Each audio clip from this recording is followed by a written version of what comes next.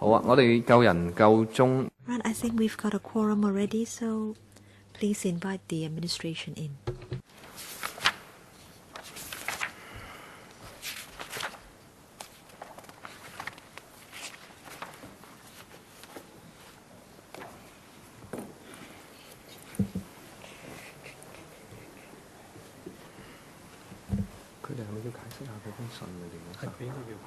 就呢個小組委員會解釋下佢封信。呢個。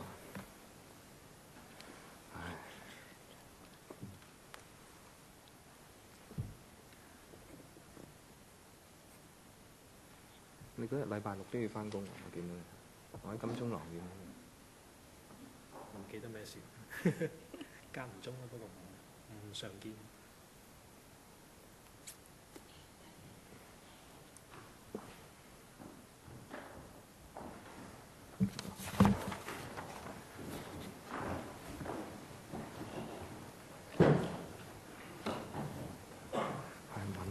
做介紹嚇，尹女士做介紹。尹婷應該係Adeline 做介紹 ，Adeline 負責佢封信。好多謝官員出席我哋。So thank you for attending the meeting of the subcommittee.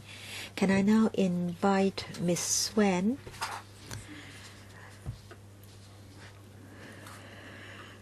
to take us through the paper, which is the letter from the DOJ dated the 9th of September this year. Can you introduce the various options to us, please? Yes, the administration has provided members with a paper for this meeting. The administration agrees with the legal advisor of LegCo, and that is in relation to the Solicitors General Courts Amendment Rules 2013 LN 110 of 2013. The rules do not have any legal effect because they were not made by the proper authority. According to the Legal Practitioners Ordinance, the rules should have been made by the Cost Committee, headed by a High Court judge. But it seems that the present set of rules has been made by the Council of the Law Society. So we do agree with the legal advisor. And under the law, there is a presumption of correctness. In other words, the subsidiary legislation has been properly enacted. So there is this presumption of correctness under the common law and also this presumption under Section 38 of Cap 1. But then this presumption may be rebutted, but if there is evidence to show that the presumption is not correct. And in this case, the enacting format it's wrong because it says that the rules should be made by the Cost Committee of the Law Society, but the Law Society has already confirmed that the Cost Committee is not under it. And so even if there are such presumptions may not come in handy in this case. So we've presented three options for members' consideration. We respect members' choice because ultimately it's for members to decide how to deal with this matter.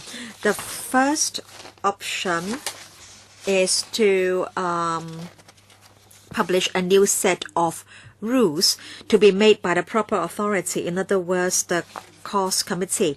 And a corrigendum also needs to be published in the Gazette to explain the background. The corrigendum will contain a description of the facts.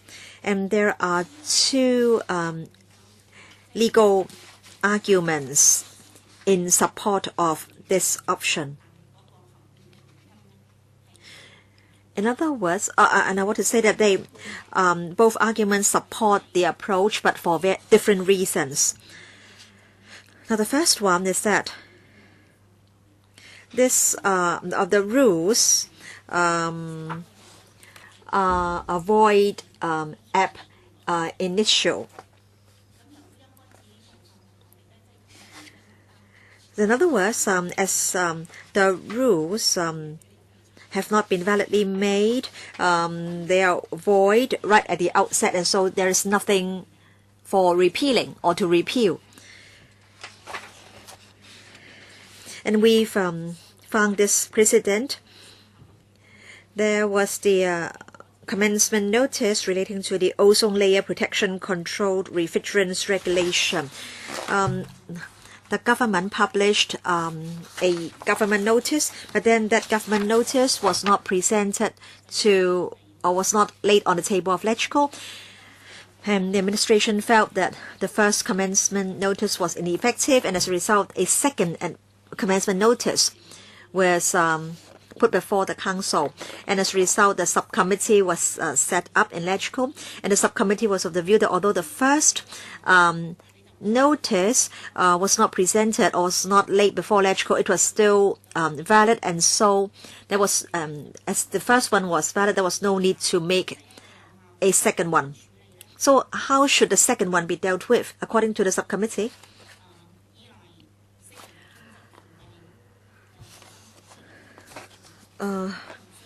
We could not rely on Section 34(2) of the IGCO. But then there were two notices in the Gazette, and as a result there would be confusion. And as a result, the subcommittee proposed that a corrigendum be published in the Gazette to clarify the matter. Members can refer to Annex A for the details of the case.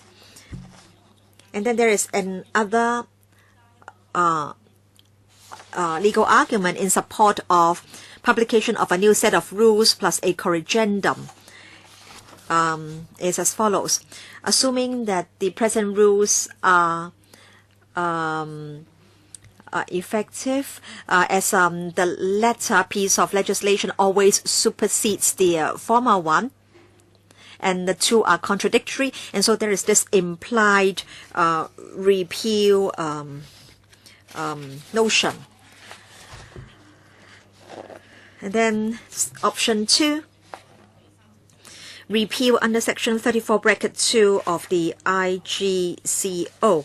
In other words, a motion will be moved in the LegCo to repeal the rules.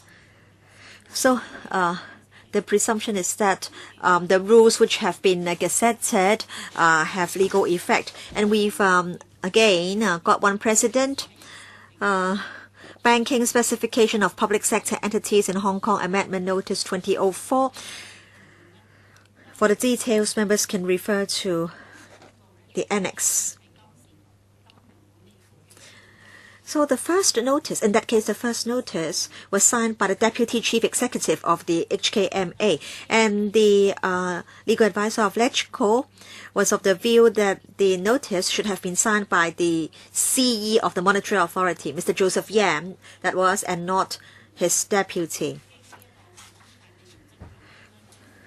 But then at that time, HKMA, based on a common law principle, felt that the notice was also valid, or was still valid. But then the HKMA, to avoid any dispute, decided to publish a second notice to replace the first one, and the second one was signed by Mr. Joseph Yam, the Chief Executive of the HKMA.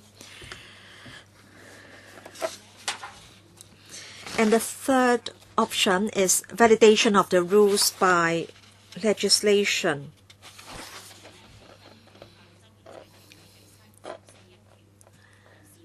In other words, to deem the rules which have been made by the Law Society to have effect as if made by the Cause Committee. We found a precedent in Hong Kong and one in the UK. But then in both cases, the subsidiary legislation had already been in operation for quite some time before the defect was discovered.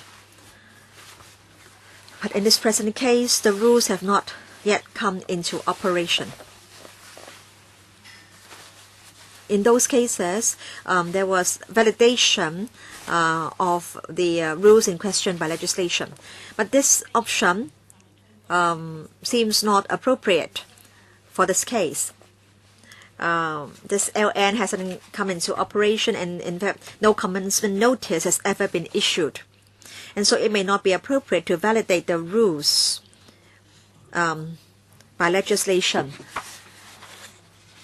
So I would like to emphasize once again that these are options presented to members for consideration, and it's ultimately for members to decide.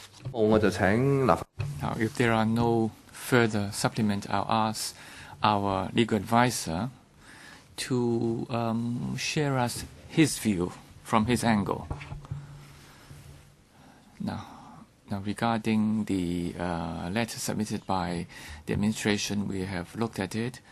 Now, we have looked at the examples. They are not entirely relevant, but we are generally of the view that this is acceptable. Now, the third option is really not acceptable. It's more complicated, and it's going to be pretty massive in scale and is therefore not feasible. For the first two options, we are of the view that they are worth considering. Now, option one is more straightforward. The downside, however, is that, in option, I beg your pardon. Now, option one would involve an exercise of judgment, whether the law was void ab initio. Now, whether the subsidiary legislation is valid or not should be determined by the court and not by the legislature.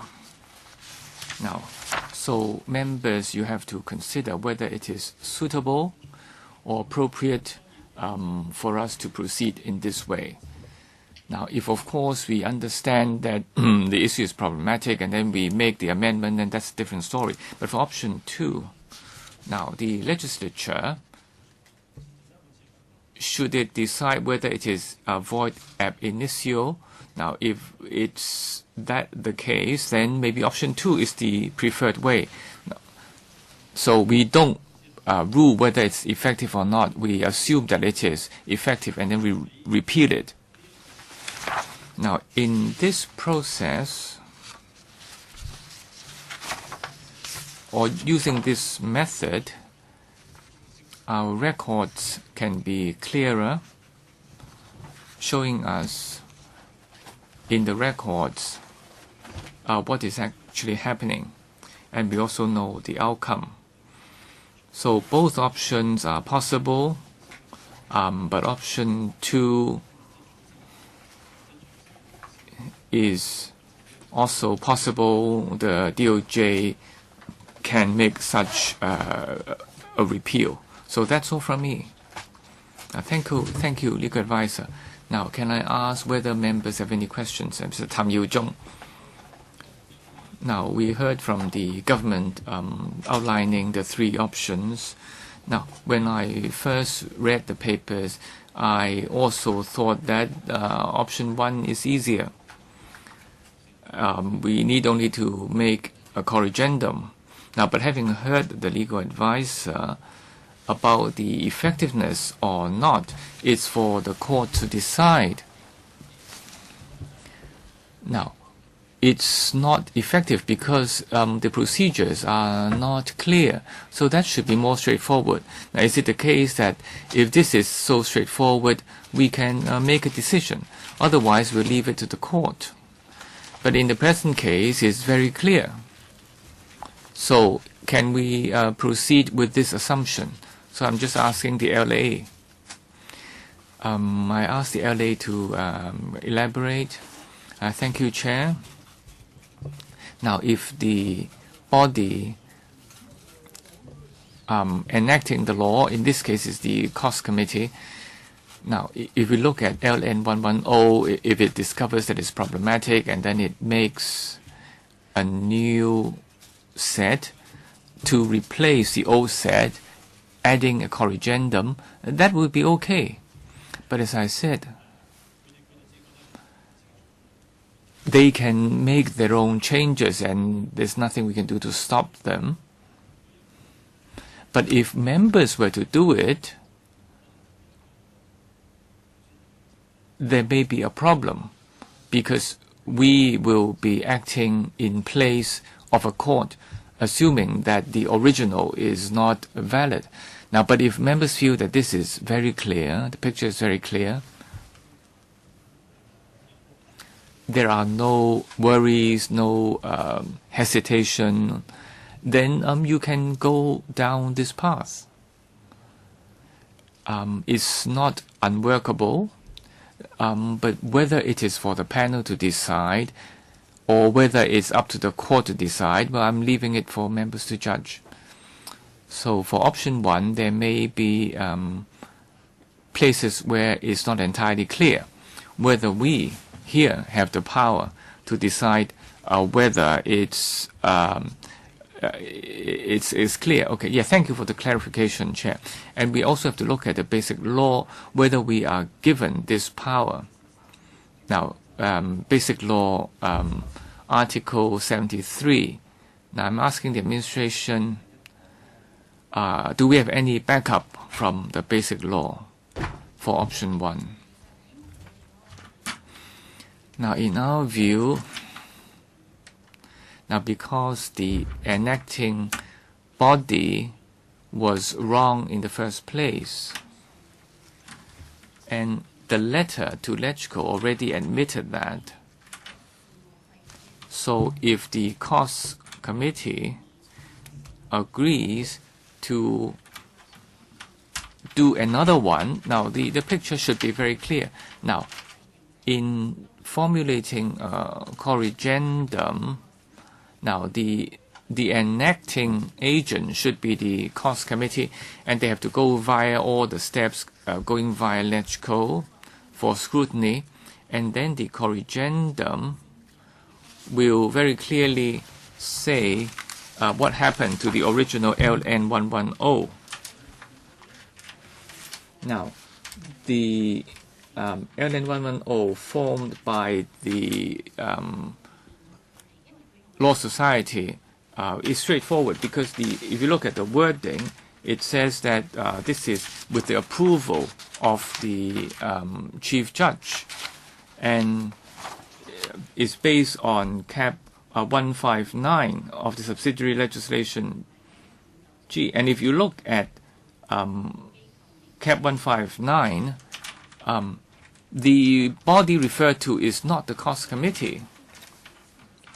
So Article 73 has given LegCo the power to enact legislation, but in this case there is no contradiction. I'm sorry interrupting you, Mr. Tam. Now, are you happy with the answer so far? I would like to, now having heard the LA, now I am of the view that the picture is generally clear, whether it's the Law Society or whether it's another body. The picture is clear. And because the law has not yet come into effect, do we have to go to the court every time? I have some reservation. The LA, this is something for members to consider. Now, the LA can only say that subsidiary legislation, whether or not it's effective, is for the court to decide. But if members are of the view that the picture is very clear, and so the panel can opt for option 1, that is something for the panel to decide. Both are feasible, except that whether it is suitable for the panel to agree that the subsidiary legislation is void ab initio.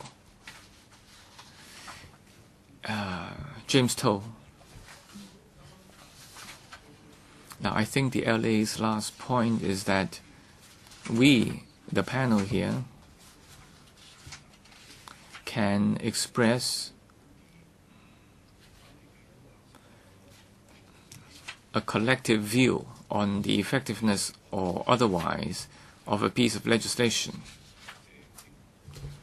Now, if it's necessary to demonstrate that we have made such a consideration, and having heard the LA, then we will make such a report stating our case, stating that the law is not effective and we are not usurping the court's power. I don't think that's a valid worry, because at the moment there is no case presented to the court and there is no question of taking over from the court. And we are not binding any third party. Now, if for whatever reason, or I cannot really think of anything, the court should rule about the effectiveness, well, the court does not have to respect our view.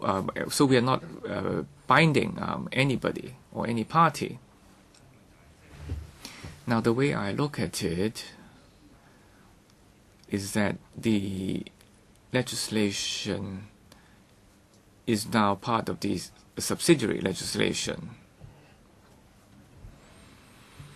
And the Costs Committee does not have the power to veto any existing legislation. It can only do a corrigendum or to issue a new one.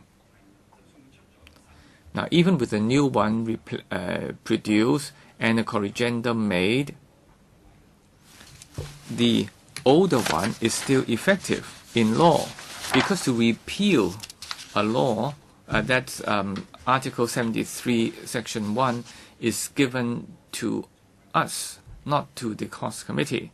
Now, is my understanding correct? Ms. Wan. Now, even if we take the first option, corrigendum plus a new legislation, we can also go down another law, that is a later law, abrogate earlier contrary laws. And this is given to us. In other words, the Cost Committee under Section 74 of the LPO, now if they made a new piece of legislation, they are using an implied repeal, repealing the present LN 110. So you have a tendency that this implied repeal can be done. Yes, this is the view of the administration. Members, I'd like to have your views. So when, as chairman, I have to make a report, I would like to have a consensus view, because it does imply whether this is legally appropriate, and we have lawyers here. So any views? Ms. Leung. Now, I tend to agree with Ms. Wan's last point. The implied repeal can be done, and I agree that with Mr. James Toh saying that we should have a clear stance, and we express our support for this arrangement. And if the error is so obvious, then we can state it very, very clearly. And we can use the last point mentioned by Ms. Wan, and I feel more comfortable this way. And we can also express our understanding very, very clearly. So our clear understanding is that the rules are void. And so we will report to House Committee, we will then go to the whole Council, and then the Cost Committee can decide when to present new rules which are properly and validly made, and then the rules can be laid before the Council, and then there can be a corrigendum published in the Gazette to explain the whole matter. Mr. James Toh.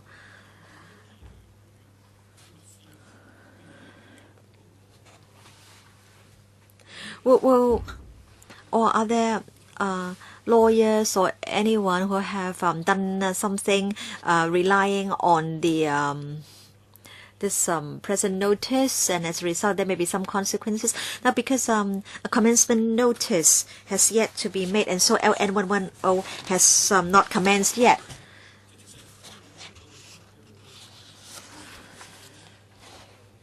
Perhaps in our report we will state that we hope that the proper authority, the Cost Committee that is, will rectify the mistake as soon as possible. I hope that the Cost Committee can rectify the mistake as soon as practicable. And do you have any idea as to how the corrigendum should be worded? Now, Chairman, I don't know who has the authority to make a publication in the Gazette. I believe that's the administration. And in my view, there is no need to publish a corrigendum in the Gazette. Let me explain.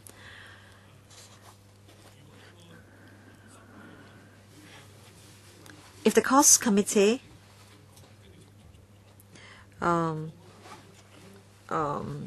makes the rules in a proper and valid manner, then people will see that for the first set of rules there is no commencement notice. For the second set of rules there is a commencement notice, so people know which set is valid. Because I'm worried that we may miss out something in the corrigendum. And after all, this corrigendum is not entirely or absolutely necessary. So let's ask the Cost Committee to make a new set of rules as soon as possible. Mr. Ronnie Tong, I hold a slightly different view. I think when we deal with legal matters, we must put everything beyond doubt. Everything has to be clearly and explicitly defined and explained.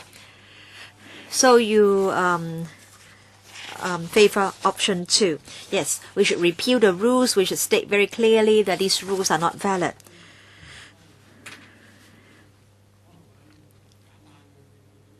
Now, legal practitioners or academics may think it's very simple, it's easy, but then there are many people in society who don't have legal knowledge, and they may have to get lawyers to give explanations to them. So I think we have to put it beyond doubt that these rules are repealed, they're not valid, and we shouldn't require people to have to get lawyers to explain to them that there is no commencement notice, and so the rules haven't come into effect. Now,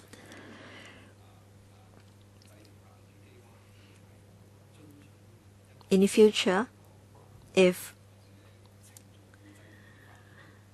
the legislature doesn't follow due process in making legislation, then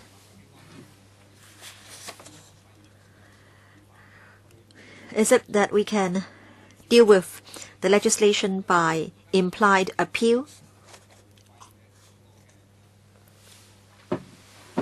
Because these rules may not be of very great significance, and after all, they haven't come into effect. But what if in future a piece of principal legislation is found to be problematic? Will there be confusion. Now, I agree with Mr. Ronnie Tong, Chairman, that when we deal with legal matters, we must put everything beyond doubt.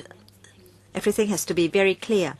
And so even if members favor option 1, then we would suggest that a corrigendum be published, because the corrigendum will include all the facts.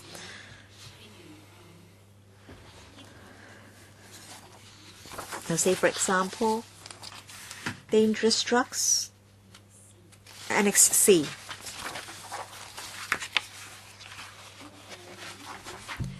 Annex C, Dangerous Drugs Amendment Number 2, Ordinance 1994, Commencement Notice. The error was clearly explained. The first commencement notice was not made after consultation with the CE in Council, because according to Article 56 of the Basic Law, the CE must consult the Executive Council. And on that occasion, the Executive Council was not consulted. So 1 week afterwards, the administration spotted the error and made a new commencement notice together with a corrigendum. A corrigendum did not really repeal the subsidiary legislation. Rather, the corrigendum explained what had gone wrong. So that's para 5, Annex C. Which paragraph, please? Paragraph 7. So the corrigendum should look like this one. Now the corrigendum describe the facts. Annex C, para 7, or another annex, 1997. Around the time of the reunification, the subsidiary legislation was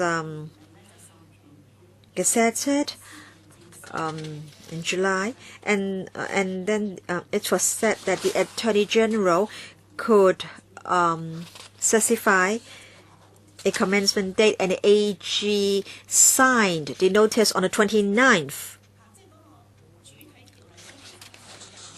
In other words, before the principal legislation came into effect, he signed a notice, and his power to sign the notice was given to him by the principal legislation, which had not come into effect. And so there was a new commencement notice, and the corrigendum again described the facts.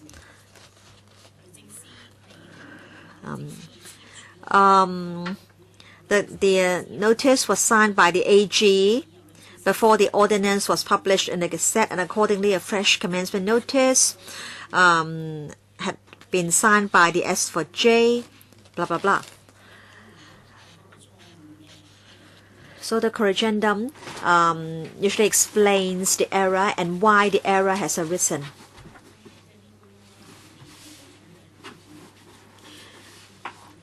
And usually the corrigendum immediately follows the new notice, so people will understand what has happened and which notice is valid. Now, if this subcommittee favors option 2, then is it that the DOJ will prepare the motion for repeal? It's up to members to decide. But assuming that we choose option 2, then is it that you will prepare the motion to repeal the rules? We accept that the S4J has the authority to do this. If members of the subcommittee are inclined to support option 2, then we believe that the S4J does have the authority to move the motion to repeal the rules. But are you prepared to do that? Members need to know whether you are going to move the motion if we are inclined to choose option 2. Mr. Ronnie Tong, there may not be a need to ask them this question. If LegCo makes a decision, then the administration has the responsibility to respect the LegCo's decision. I think you're making things rather difficult for Ms. Wen and her colleagues because the decision will be made by the S4J. And if she gives you an incorrect answer, that may affect the relationship between the executive and the legislature. So let's make our own decision, and we expect that the executive or the administration will respect our decision. Ms. Priscilla Leung.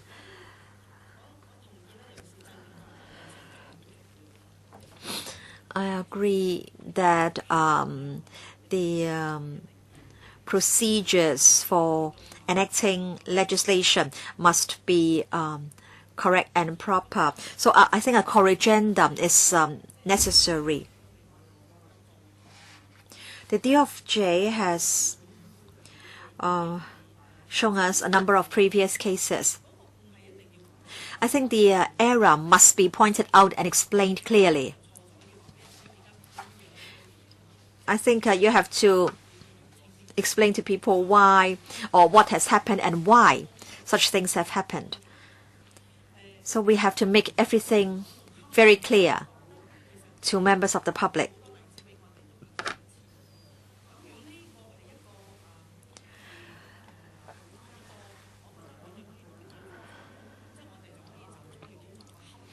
So perhaps we can discuss how the corrigendum should be worded. I support the idea of publishing a corrigendum in the Gazette. Mr. Paul Chair, I don't know which option Ms. Priscilla Leung supports, because she said she supported the last option. No, I never said that. So can I ask Ms. Priscilla Leung which option she supports, options 1, 2, and 3? I think Ms. Priscilla Leung is inclined to support option 1. And Mr. Tam Yu Chong also supports option 1, but Mr. Ronnie Tong supports option 2. Mr. Paul Chair, I haven't made up my mind yet. I want to listen to what other members have to say first. Mr. Ronnie Tong, are we still on this matter?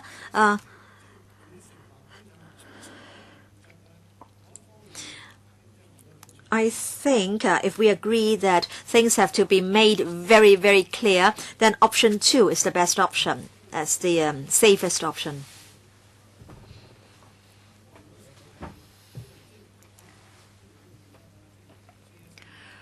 In fact, if you remember the JSM case,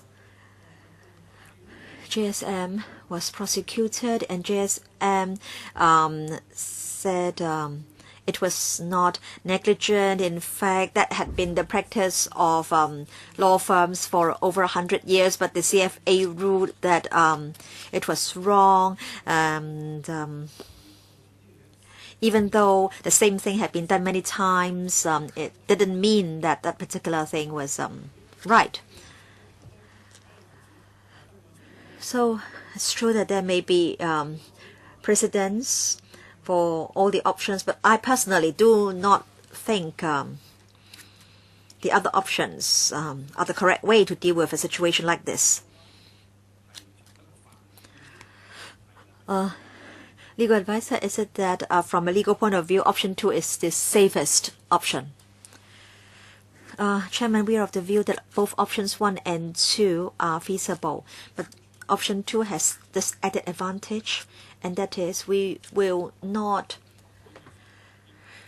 risk breaching the principle that is for the courts to decide and rule whether a piece of subsidiary legislation is valid or not. I think option 2 has this advantage. And we do agree with the DOJ that option 1 is also feasible. We do agree that the implied repeal concept is feasible, legally speaking. But then, as Mr. Ronnie Tong has pointed out, we have to make things extremely clear. And so it's for members to decide which option makes things clearer. So which one will make things clearer? If there is a motion to repeal the rules, then of course the motion, the discussion will be recorded in the Hansard. And of course, a corrigendum is also acceptable, but of course, some more references will have to be made. Both options 1 and 2 are legally feasible, and it's for members to decide. Right? I think the legal advisor's advice is very clear. I think we will not need to deal with option 3. No one has ever, in fact, commented on option 3. So let's deal with the remaining 2 options. If we can't come to a consensus, I will need to explain the situation in the subcommittee's report. So I hope that we'll not have to put the matter to the vote. So members, which option do you prefer? Now, I have made myself very clear. Option 1 is easier. There is no start date.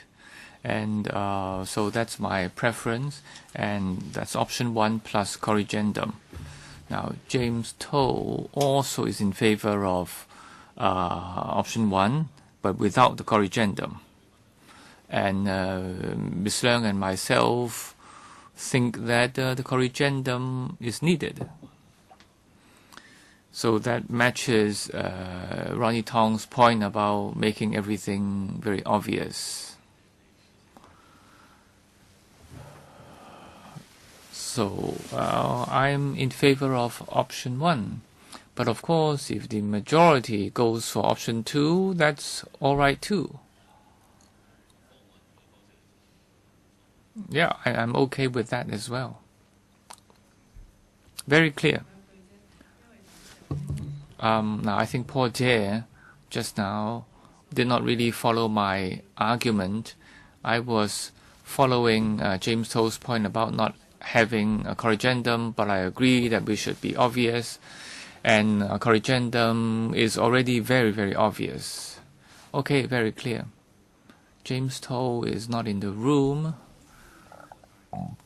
and I have heard both sides' argument.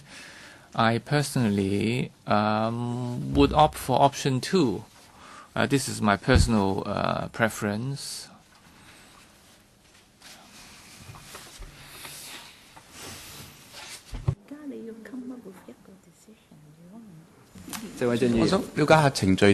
Mr. Portier, now I'd just like to understand the procedures, which is simpler, which is more straightforward.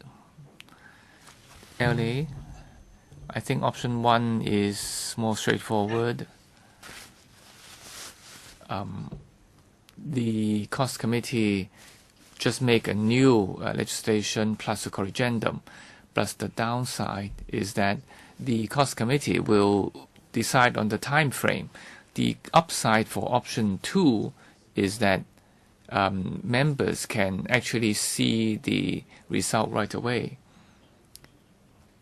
We have to treat it as a valid piece of legislation, and we will need 28 days plus 21 days, and we can see the effect immediately. But then it will have to go through to the cost committee and to get a resolution and coming back to us for option 2. Is that right? Now, if there is no delay, or if they delay, then both parties or both options will have delay.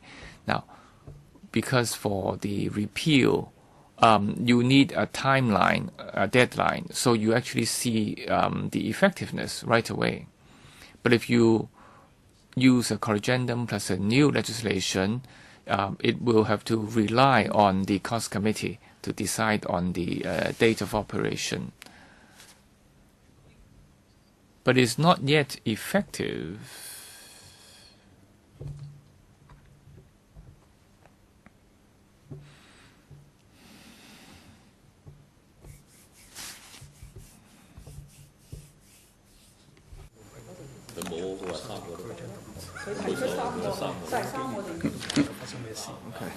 OK，係阿尹女士係。Ms. Wan. Now, Mr. Chair's point, I agree. In any case, the cost committee will have to produce a new set of legislation because that's the proper body to do the work. Now, if you repeal the old one, now how do we go about it? Now, option 2 will need the blessing of the of LegCo, and you will have to complete it within the stipulated time frame.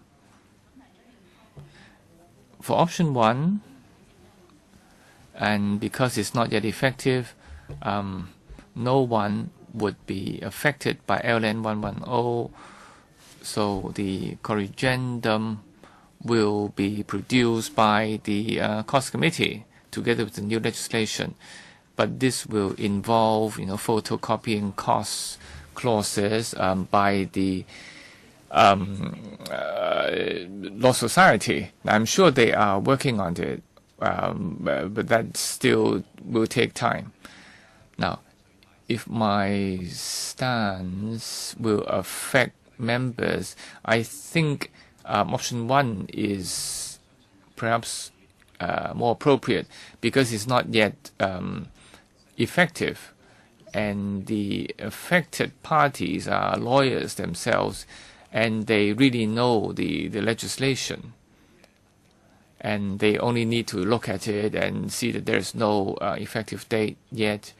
So it's not so important whether we submit this to the House Committee. Now, I don't really have very strong feelings, but if I have to choose, I'll pick option 1. Okay, so that's very clear. Now, James Toh also opts for option 1, and that's the view of the Secretary as well. So it's now 4 against 2. Now, the majority of the committee is of the view that option 1 is appropriate. Okay, so we can move to the next step. Now, I'm not sure I quite agree. I do not think that option 1 is more appropriate. I feel that option 2 is more appropriate. But option 1 is quicker, well, some members think. But when you write the report, you should reflect this. And also my view, so that my view is reflected that option 2 is the best way to proceed rather than sending the wrong message in the report. Yes, your point is very clear because I actually share the point that it's a more thorough way, but most members are of the view that for the present situation, option 1 is more appropriate. Anything else from you, Ms. Wan? You will contact the Law Society as well as the Cost Committee so that they can meet ASAP and come up with a new enactment, and also remind the Law Society to really pay attention to this. Members, now any other points or questions? Mr. Tam.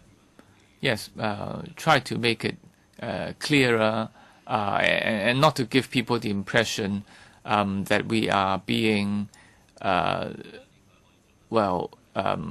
very careful when picking option 1. Now, when I finish my draft report, I will circulate to you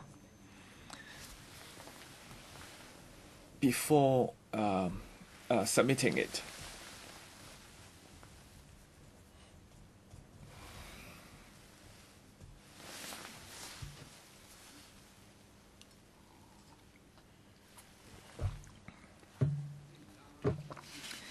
Secretary is worried that we may not have enough time to submit the report on the 4th of October.